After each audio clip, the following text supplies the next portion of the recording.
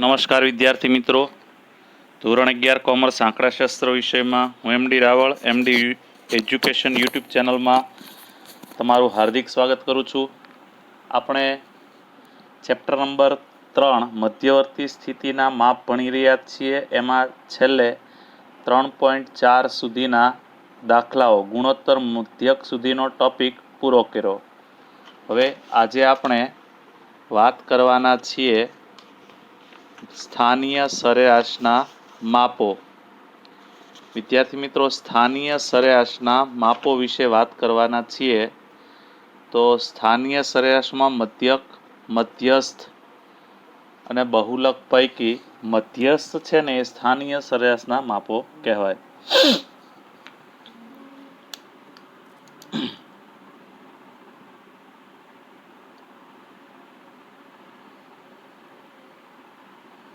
સ્થાનીય સરેરાશના માપો આપણે એના વિશે થોડોક અભ્યાસ કરીશું, થોડો મતલબ સૂત્રો ભણીશું.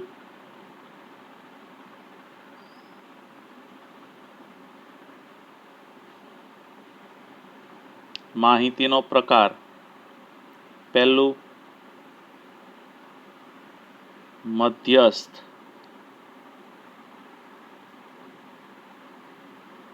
ચતુર્થક, દશાંશક, શતાંશક. મધ્યસ્થ, ચતુર્થક, દશાંશક અને શતાંશક આ છે સ્થાનીય સરેરાશના માપો. આપણે આના વિશે અભ્યાસ કરવાના છીએ. આ સ્થાનીય સરેરાશના માપો કહેવાય. આ બધા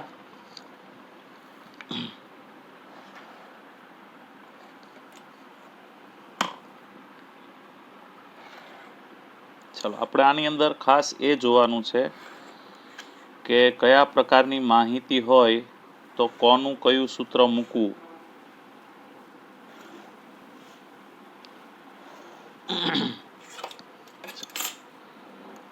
હું તમને પહેલા સમજાવી દઉં કે મધ્યસ્થ, બહુલક, ચતુર્થક શું છે, કઈ રીતે કામ કરે છે.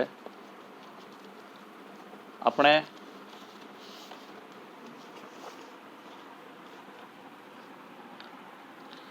માની લો કે એક દોરી છે 100 સેન્ટીમીટર લાંબી. મારે આ દોરીના એક સરખા બે ભાગ કરવા હોય તો વિચારો કે મારે એને ક્યાંથી કાપવી પડે અને કેટલી વાર કાપવી પડે.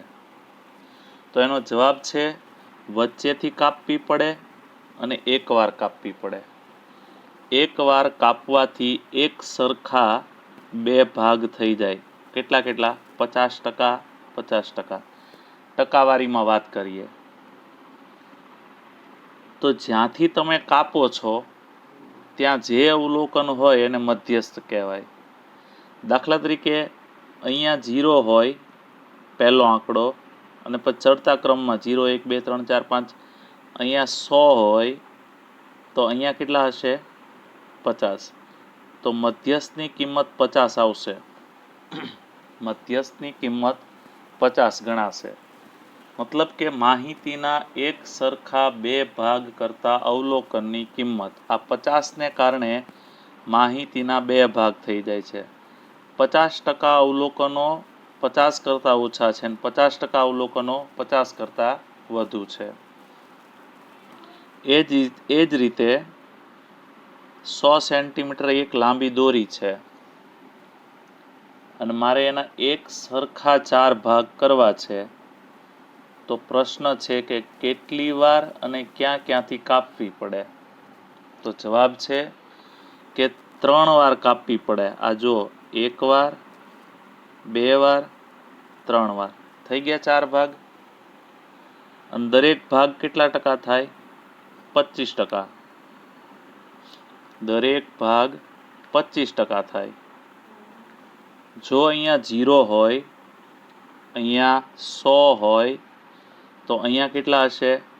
25, અહીંયા 50, અહીંયા 75. તો એ હિસાબે જ્યાં 3 જગ્યાએથી કપાણું એને કહેવાય પહેલો ચતુર્થક, બીજો ચતુર્થક અને ત્રીજો ચતુર્થક. Q1, Q2, Q3 ક્વાર્ટાઇલ. ચતુર્થકને ઇંગ્લિશમાં ક્વાર્ટાઇલ્સ કહેવાય અને મધ્યસ્થને ઇંગ્લિશમાં મીડિયન કહેવાય. મીડિયન એટલે એનો સંકેત M, આનો Q. ચતુર્થકો નામ છે ચતુર્થકો એટલે આપને એમ લાગે 4, પણ 4 ભાગ કરે એ વાત સાચી. માહિતીના એક સરખા ભાગ 4 કરે. જો આ એક ભાગ, બીજો ભાગ, ત્રીજો ભાગ, ચોથો ભાગ. પણ ચતુર્થકો હોય કેટલા? 3. ચતુર્થકો કોને કહેવાય? તો કે જેને કારણે 4 ભાગ પડે તે ચતુર્થક. તો કે આ 3 અવલોકનોને કારણે 4 ભાગ પડે છે. તો આ હિસાબે જોવા જઈએ તો M અને Q2 ની કિંમત સરખી જ થાય. જુઓ, કારણ કે એ બે વચ્ચે જ આવે. ચાલો એ રીતે આગળ વાત કરીએ. 100 સેન્ટીમીટર ફરીથી એક લાંબી દોરી. હવે મારે આના 10 ભાગ કરવા છે. દશાંશકોની વાત કરીએ, ડિસાઇલ્સ. દશાંશકો એટલે ડિસાઇલ્સ.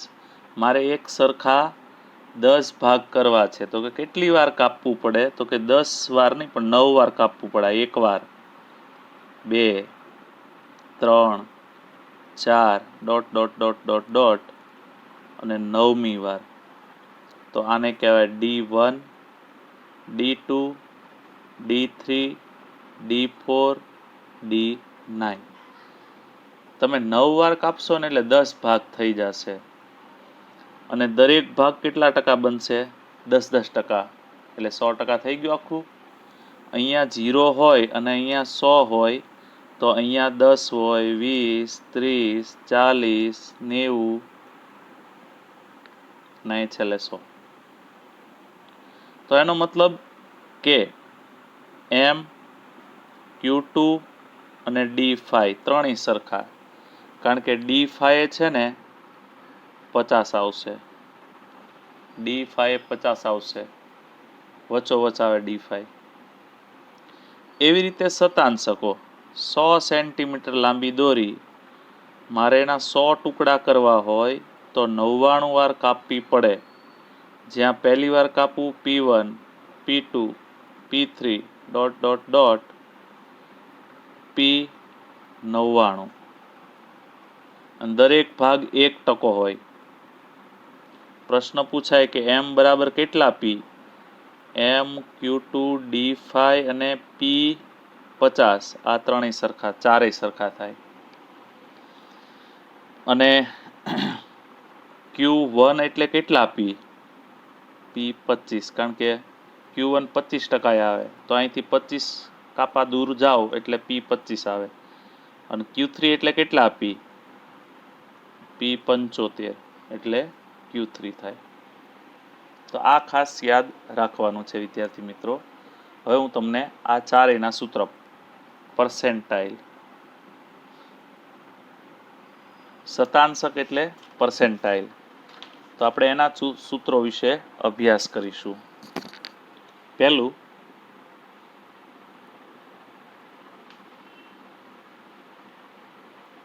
અવર્ગીકૃત માહિતી દાખલામાં આપી હોય.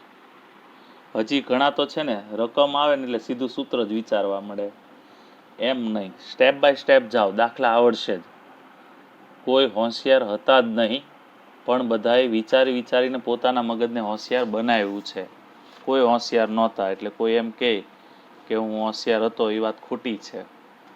બરાબર? જે લોકો નબળા છે એ લોકો માટે તક છે. વિચારો. તમારે અવર્ગીકૃત માહિતી ક્યારે કહેવાય? ખાલી અવલોકનો આપ્યા હોય ને તેને અવર્ગીકૃત માહિતી કહેવાય.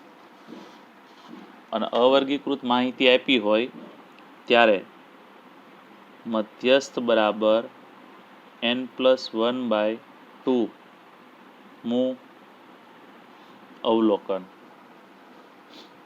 મધ્યસ્થનો સંકેત M, ચતુર્થકનો Q, દશાંશકનો D અને શતાંશકનો પી. એવી રીતે ક્યુનું સૂત્ર n+1/4. ડીનું સૂત્ર ડી બરાબર n+1/10. પીનું સૂત્ર n+1/100. ચતુર્થકો 4 ભાગ પાડે એટલે છેદમાં 2. દશાંશકો માહિતીના 10 ભાગ પાડે એટલે છેદમાં 10. શતાંશકો 100 ભાગ પાડે એટલે છેદમાં 100. મધ્યસ્થ 2 જ ભાગ પાડે એટલે છેદમાં 2. પણ ચતુર્થકો અલગ અલગ 3 હોય, 1, 2, 3, Q1, Q2, Q3. તો તમારે જેટલામાં ચતુર્થક શોધવો હોય ને એ આંકડો અહીંયા મૂકવાનો. માનો કે પહેલો શોધવો હોય તો Q1 અને અહીંયા આગળ 1 મૂકવાનો.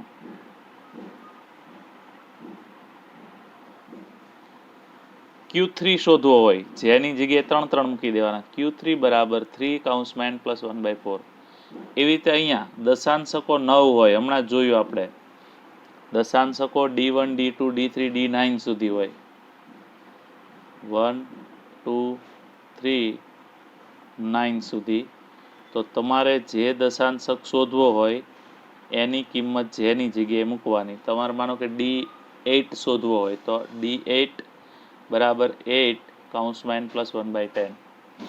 એવી રીતે શતાંશકો 99 હોય, 1, 2, 3...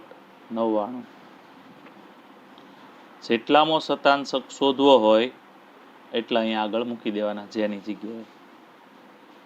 પાછળ લખવાનું મૂળ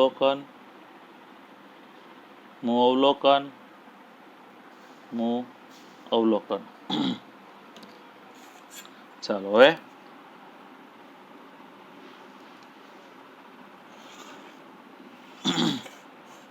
નંબર 2.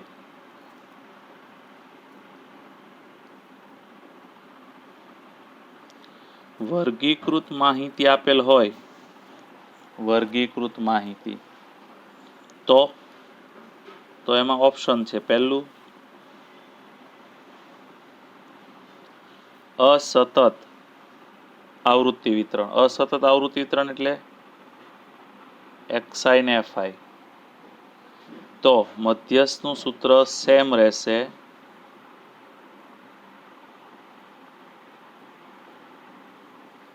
n+1/2 મું અવલોકન જે CFI માં જોતા. CFI બનાવવી પડશે આ ટાઈપનો દાખલો આપ્યો હોય તો. 2 કોલમ આપી હોય ને, એક xi ની કોલમ ને એક fi ની કોલમ, રકમમાં જ આપ્યું હોય તો આ રીતે મધ્યસ્થ શોધાશે. પછી ચતુર્થક QJ, જેની જગ્યાએ 1, 2, 3 ગમે તે 4 નહીં આવશે, બરાબર. Q4 નહીં આવે. n+1/4 મું અવલોકન જે CFI માં જોતા. એવી રીતે દશાંશક DJ જે n+1/10 મું અવલોકન જે CFI માં જોતા. PJ જે n+1/100 મું અવલોકન જે CFI માં જોતા. હવે અહીંયા શતાંશકો 99 હોય એટલે તમારે 99 માંથી જે શોધવા હોય તે આંકડો અહીંયા મુકાશે. ત્યાર પછી વર્ગીકૃતમાં બીજો પ્રકાર સતત આવૃત્તિ વિતરણ. વર્ગ અને FI આપેલ હોય. દાખલામાં વર્ગ અને FI આપેલ હોય તો સતત આવૃત્તિ વિતરણ. m વર્ગ શોધવો પડે પહેલા.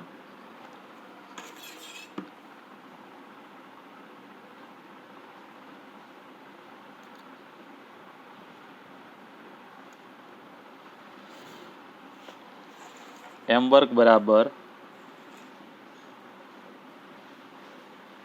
n/2 મો વર્ગ,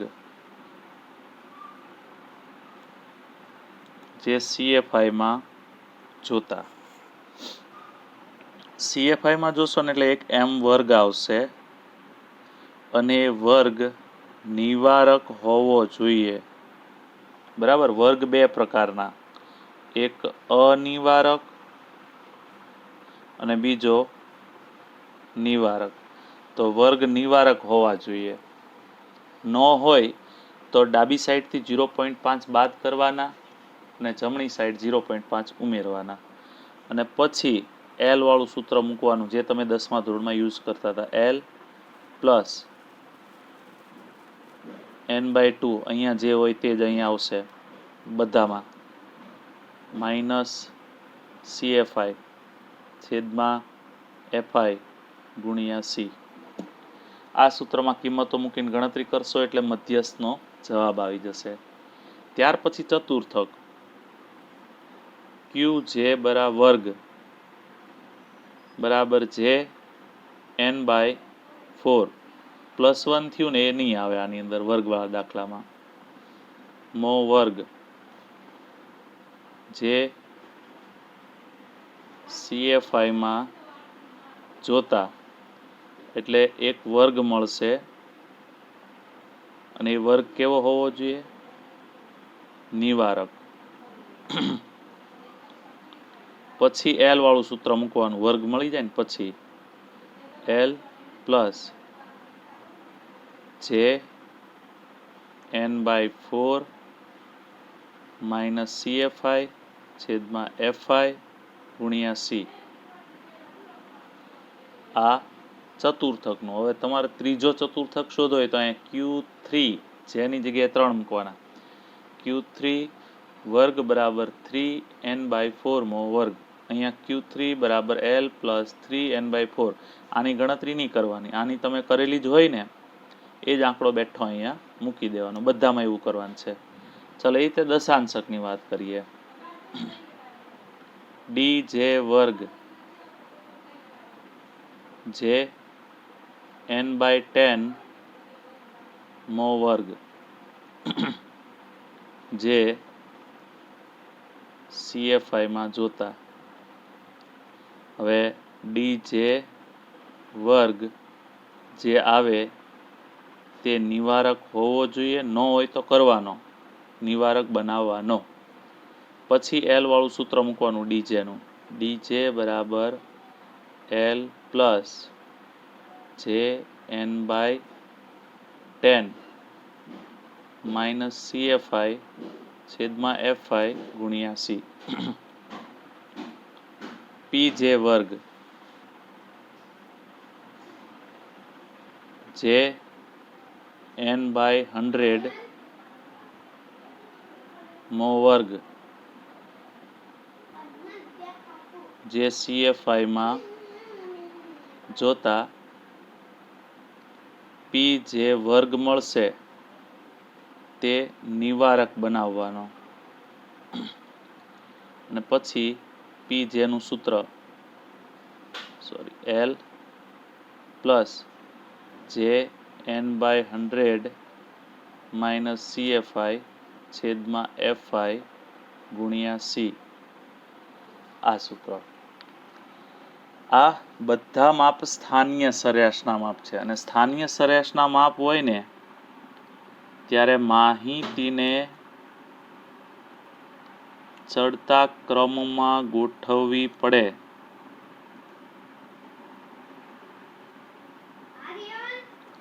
ચડતા ક્રમમાં ગોઠવવી જરૂરી છે જ્યારે સ્થાનીય સરેરાશની ગણતરી તમે કરતા હો ત્યારે. અને યાદ રાખો, સ્થાનીય સરેરાશના માપો જ્યારે ગણતરી કરવા બેસો ત્યારે રકમને ચડતા ક્રમમાં ગોઠવવાની. અને ખાસ સ્થાનીય સરેરાશના માપો મધ્યસ્થ, ચતુર્થક, દશાંશક અને શતાંશક, આ 4 જ છે. અને 4માં આની અંદર 99 સૂત્રો બને, આની અંદર 9, આની અંદર 3 અને આનું 1 જ. એટલે એવા સૂત્રો ઘણા બધા બની શકે, પણ ખાલી એટલું જ યાદ રાખો એટલે 99 યાદ નહીં રાખવા પડે. બરાબર વિદ્યાર્થી મિત્રો, ચાલો આજના લેક્ચરમાં આપણે એટલું જ ભણીએ છીએ અને આ સૂત્રો 5 વાર લખી નાખજો, મોઢે કરી નાખજો અને મિલતે છોટે સે બ્રેક કે બાદ. Good bye friends, have a nice day.